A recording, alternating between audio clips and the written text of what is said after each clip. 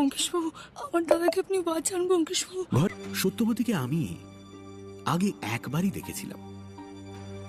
সাধারণ শিক্ষিত বাঙালি মেয়েদের তুলনায় সে যে আকারে প্রকারে একটুও আলাদা তা একেবারেই মনে হয়নি। সুতরাং এই ঘোর বিপদের সময় সে যে সমস্ত সংকোচ দ্বিধা পেরিয়ে সাহায্য চাইতে আসবে, আমাদের কাছে তা যেমন অবিশ্বাস্য তেমনি চিন্তার বাইরে।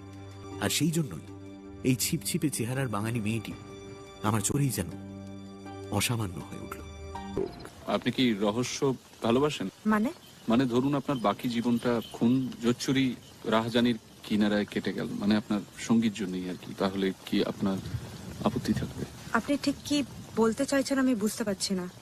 মোক্ষম সময় কবিতাগুলো আমার মনে আসে না। ও হ্যাঁ, আপনি ওই কবিতাটা শুনেছেন? ওই পথ বেঁধে দিল চলতি হাওয়ার গ্রন্থি। না না না, দাঁড়ান দাঁড়ান, হ্যাঁ, পথ বেঁধে দিল বন্ধন গ্রন্থি। আমরা দুজন চলতি হবার বন্ধু। হ্যাঁ। কিন্তু হঠাৎ শেষের কবিতা কেন? শেষের কবিতা কেন শুরু করবো বলে? মানে আমি কি আপনাকে ইয়ে করতে পারি? ইয়ে মানে বিয়ে।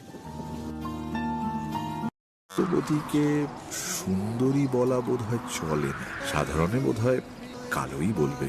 তা সে যতই কালো হোক, দেখেছি তার কালো হরিণ চোখ। পাইনি। সত্যান্বেষীর প্রেমের জ্বালায়, সত্যবতীর অবহেলায়, ছি, ছি, ছি, দিকে চাতাল মনে পড়ছে দীর্ঘশ্বাস। চায়ের তরে চাতক হব, একই পরিহাস। ছি, ছি, ছি, সত্য, ছি, দাঁড়াও ছি। না, সত্য সত্য ছাড়ো।